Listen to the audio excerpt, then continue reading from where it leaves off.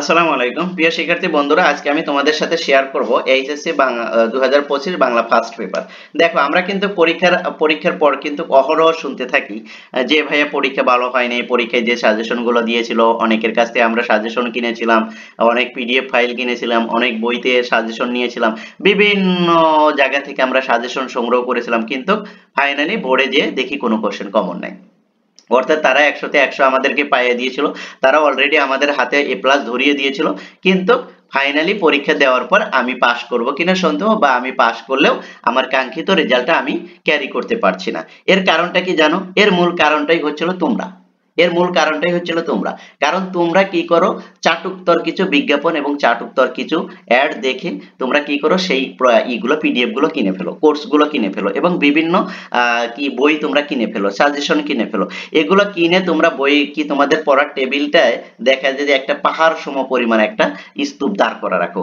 কিন্তু তোমরা নিজেরা জানো না যে বোর্ড তোমাকে যেই বইগুলো দিয়েছে সেই বইগুলোর ভিতর থেকেই যে কোশ্চেন হবে, সেগুলো ভালো করে পড়লেই যে তুমি কোশ্চেনগুলো আনসার করতে পারবে সেটা তোমার মাথায় থাকে না। তখন তুমি কি করো, এদিকে ওদিকে শুধু দৌড় পড়ো। আসো, এগুলো বাদ দিয়ে সুন্দর করে গুছিয়ে সাজিয়ে নিজের বেসিকটাকে আগে স্ট্রং করো, বেসিকটা স্ট্রং করো। দেখবে সব সহায়িকা বইয়ের কোনো দরকার নেই, তোমরা এই বেসিক বই থেকে, তোমাদের বই থেকে এবং বোর্ড কোশ্চেন থেকে তোমরা সব কোশ্চেনগুলোর আনসার করতে পারবে।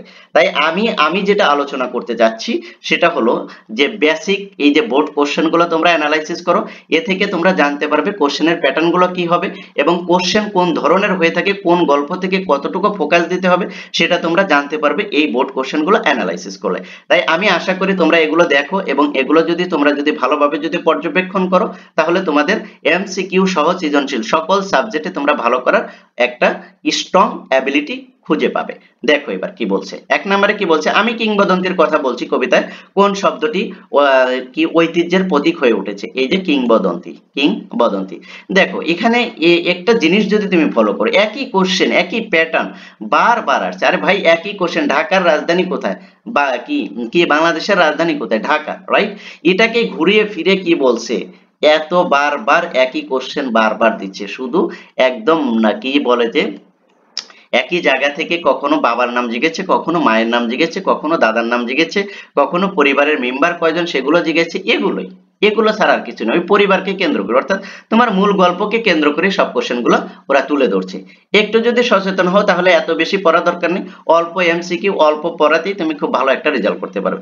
বেশি বেশি পড়বা আর ভালো রেজাল্ট করবে, এটা কখনোই তোমার হবে না। কারণ কি জানো? কারণ অত্যাধিক পড়ার কারণে তুমি কি করবে, আসল পড়াগুলো স্কিপ করে যাবে। আসল পড়াগুলো তুমি পড়তে পারবে না, রিভিশন দিতে পারবে না। দেখবে যে পরীক্ষায় গেছো তোমার সবকিছু কমন, কিন্তু তুমি লিখতে পারছো না। এর কারণটা কি? তুমি সবকিছু ভাষা রেখেছো, অত্যাধিক পরিমাণ পড়েছো, কোনোটাই তুমি কি করতে পারো নাই, ভালোভাবে তোমার মাথায় ধরে রাখতে পারো নাই। So be careful. দেখো 2 নম্বরে কি বলছে, কবি সুকান্ত ভট্টাচার্য ফ্যাসিবাদ বিরোধী লেখক শিল্পী সংঘের পক্ষে কোন কাব্যগ্রন্থটি সম্পাদন করেছেন। এই যে ওয়াকাল, কি আকাল, রাইট? তারপর দেখো 3 নাম্বারটা, নিচের কোন চরণের 18 বছর বয়স কবিতায় কবির মতে ইতিবাচক বাস্তব বক্তব্যের প্রকাশ ঘটেছে। এই যে এই বয়স জানে না রক্তদানের পুণ্য। তারপরে দেখো ফেব্রুয়ারি 1969 কবিতায় কবি নিচের কোনটি বোঝানোর কি কমল বন প্রতীকটি ব্যবহার করেছেন। এই যে 1 নাম্বার, অর্থাৎ ক নাম্বারটা 1 এবং 2।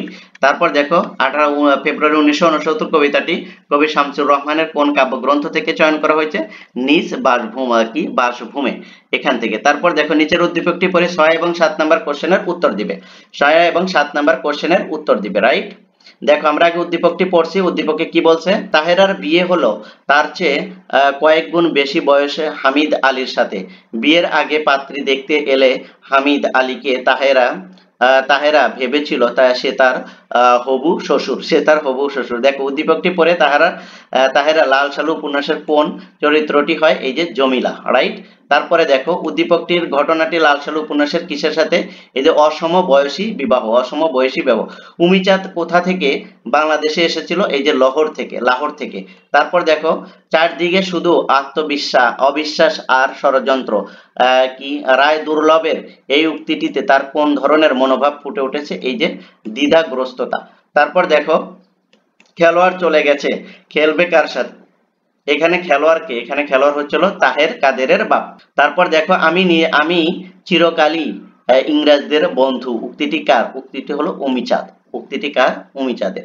তারপর দেখো এই যে আবার উদ্দীপকটি পড়ে কত নাম্বার কোশ্চেনের আনসার করতে বলছে? এখানে বলছে হলো তোমার হলো 12 এবং 13 নাম্বার কোশ্চেনের আনসার করতে বলছে। শাকিল সাহেব শিক্ষিত মানুষ, তার আত্মমর্যাদা বোধ প্রখর, মেয়ে শিরিনের বিয়েতে নিজের অনিচ্ছা সত্ত্বেও সাধ্য অনুসারে বরপক্ষকে যৌতুকের দাবি পূরণ করতে রাজি হন, কিন্তু উচ্চ শিক্ষিত শিরিন যৌতুকে অসম্মতি জানিয়ে এ বিয়ে প্রত্যাখ্যান করে। দেখো উদ্দীপকটি পড়ে শাকিল সাহেবের অপরিচিতা গল্পের সাথে তুলনীয় এই যে সত্যু শম্ভুনাথের সাথে মিল আছে। তারপরে দেখো শিরিনের কার সাথে কল্যাণীর মিল কোথায়? শিরিনের সাথে কল্যাণীর মিল হচ্ছে 1 এবং 2, ক নাম্বারটা।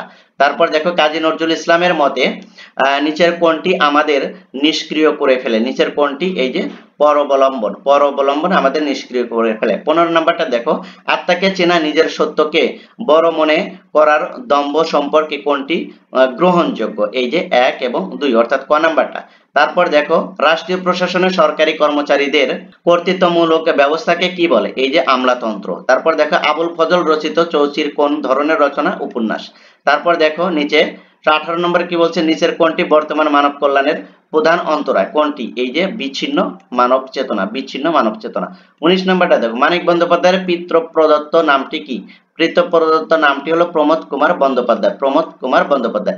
দেখো এটা থেকে একটু একটু তোমাদেরকে আমি বলে দিই যে এই যে মানিক বন্দ্যোপাধ্যায়ের পিতৃ নাম কি, তাহলে কিন্তু এখান থেকে এরকম আরো কোশ্চেন আসতে পারে যে কাজী নজরুল ইসলামের বাল্য নাম কি, তারপর রবীন্দ্রনাথ ঠাকুরের বাল্য নাম কি, রবীন্দ্রনাথ ঠাকুরকে আর কি কি নামে অভিহিত করা হয়, তারপরে তোমার কি বলে যে আরো কয়েকটি কবিতা আছে, কবি আছে, তাদের যে এই যে সার নেম বলে আর কি, যেটা উপাধি নামগুলো, বা ছোটকালে কি নাম ছিল, বা অমুক গল্পে তিনি কি নামে লিখেছেন, ঠিক আছে, এই যে বিষয়গুলো এগুলো একটু দেখবে। দেখা গেল যে হাতে গোনা কয়েকটা রাইটারের এরকম নাম থাকবে, 10-15টাও হবে না, 8-10টা হবে।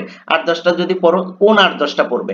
এবার দেখো ওই 8-10টা পড়বে যেই রাইটার গুলো তোমার কোনো না কোনো গল্প লিখেছে। অর্থাৎ তোমার যে পদ্য এবং গদ্যতে যদি তোমার দুটা মিলা যদি 15টা রাইটার থাকে, তাহলে এই রাইটারেরই, এই 15টা রাইটারেরই তুমি কি দেখবে? বাল্য নাম বা পৈতৃক নাম বা তোমার এর সার নামগুলো কি কি সেগুলো একটু দেখে রাখবে, এই রাইটার গুলো। আর কোনো রাইটারের দেখা দরকার নেই, কারণ বাহিরের কোনো রাইটারের নাম এখানে দিবে না মেবি। ওকে, দেখো তারপর দেখো সাধারণত এরকম গুলোই দিয়ে থাকে, তো তোমাদের ওই রাইটার গুলোর সম্পর্কে একটু কবি পরিচিতিটা একটু দেখে নিবে, দেখলে কিন্তু সব কবির পরিচিতি থেকেই তুমি যার যার যে ইগুলো আছে মূল হেডলাইন গুলো তুমি পড়তে পারবে, এটা একটু খেয়াল করবে। তারপর দেখো এসব এরকম ছেড়ে দিয়েছে যোগু, এখন এখানে ওসব ওসব বলতে কি বোঝানো হয়েছে? নেশা করা। তারপর দেখো আবার উদ্দীপক আছে 20-21 নাম্বার, অর্থাৎ 21 এবং 22 নাম্বার পড়তে বলছে। দেখো এখানে কি বলছে? ভালোবেসে বিয়ে করে গ্রামের জেলে সম্প্রদায়ের শিক্ষিত মেয়ে নীলিমাকে রাশভারী বাবা কি উপেন্দ্রনাথ তাতে রাজি না হয়ে সমীরকে সম্পত্তি থেকে বঞ্চিত করে। সমীর ও নীলিমার আত্মনির্ভরশীল হয়ে এখন সুখে আছে। দেখো এই যে এটাও কিন্তু উদ্দীপক থেকে কোশ্চেন করছে, আমি এগুলো মার্ক করছি তোমাদেরকে দেখানোর জন্য যে উদ্দীপক থেকে কি পরিমাণ কোশ্চেন গুলো আসে সেটা বোঝানোর জন্য। দেখো এগুলো নিয়ে আমি পরে কথা বলছি, আগে এটা শেষ করে নিই। দেখো তারপরে কি বলছে? উদ্দীপকের সমীর চরিত্রের সঙ্গে বিলাসী গল্পের কোন গল্পের মিল আছে? এই যে মৃত্যুঞ্জয়ের। তারপরে দেখো উদ্দীপকের উপেন্দ্রনাথ চরিত্রের মধ্যে বিলাসী গল্পের যে সামাজিক সমস্যাটি ফুটে উঠছে এই শ্রেণী বৈষম্য। তারপর দেখো প্রিন্সিপালের কালো মুখ বেগুনি হয় কেন? এই যে ভয়ে ভয়ে। তারপর দেখো তারপরে কি বলছে? কার ক্রন্দন রোল আকাশ বাতাস ধ্বনিত কি ধ্বনিতে হবে না কার? এই যে দেখো বিদ্রোহী কবিতার এই যে উৎপীড়িতের। তারপর দেখো আবার বলছে যে মোম এক হাতে বাঁকা বাঁশের বাঁশরি আর হাতে কি রণতুর্য, কি চরণটিতে কি বোঝানো হয়েছে? এই যে প্রেম দেহ। এই কোশ্চেনটা রিপিট হয়েছে, এই কোশ্চেনটা কিন্তু একবার হুবহু রিপিট হয়েছে, এ ধরনের কয়েকটি কোশ্চেন কিন্তু রিপিট হচ্ছে। তারপর দেখো নিচের উদ্দীপকটি পরে 26 এবং 27 নম্বর কোশ্চেনের উত্তর দিতে হবে। দেখো মা মরা মেয়ে রহিমাকে সৎমা অনেক অত্যাচার করে, সারাদিন খাটিয়ে সমস্ত কাজ করিয়ে সামান্য ভুল করলেই সে রহিমাকে নির্যাতন করে, রহিমা তবু সৎমাকে নিজের মায়ের মতোই ভালোবাসে। দেখো উদ্দীপকের সৎ মায়ের সাথে প্রতিদিন কবিতার কি মিল পাওয়া যায়? এই যে প্রতিহিংসা। তারপর দেখো রহিমার মধ্যে কবি চেতনার প্রতিফলিত হয়েছে, কি চেতনার প্রতিফলিত হয়েছে? এই যে 1 এবং 3 নাম্বারটা, রাইট। এবার আবার আবার কিন্তু এই যে উদ্দীপক আমি এখানে দাগ দিয়ে রাখলাম। তারপরে দেখো 28 নাম্বারটা, দেখো 28 নাম্বারে কি বলছে, ধান কাটা হলো সারা চরণটির মধ্যে কোন ভাব প্রকাশ পেয়েছে, এই যে কর্মের পরিণতি, কর্মের পরিণতি। তারপর দেখো নিচের প্রশ্নটি পরে 29 এবং 30 নাম্বার প্রশ্নের উত্তর দিতে বলছে, উদ্দীপকটি পড়তে বলছে। হিম কোহেলির অন্তর তরে আজিকে পুলক জাগে রাঙ্গিয়া উঠেছে পলাশ কলিকা মধুর রঙিন রাগে। দেখো উদ্দীপকটি নিচের কোনটির ইঙ্গিত করেছে, এই যে বসন্তের আগমন। তারপর দেখো উদ্দীপকটি পরে তাহারই পরে মনে কবিতার কোন সুর ধ্বনিত হয়েছে প্রকৃতি ও মানব মনের সম্পর্কে। দেখো এবার তোমাদের সাথে আমি যদি একটু শেয়ার করি, দেখো যে তোমরা কেন এগুলো পড়বে।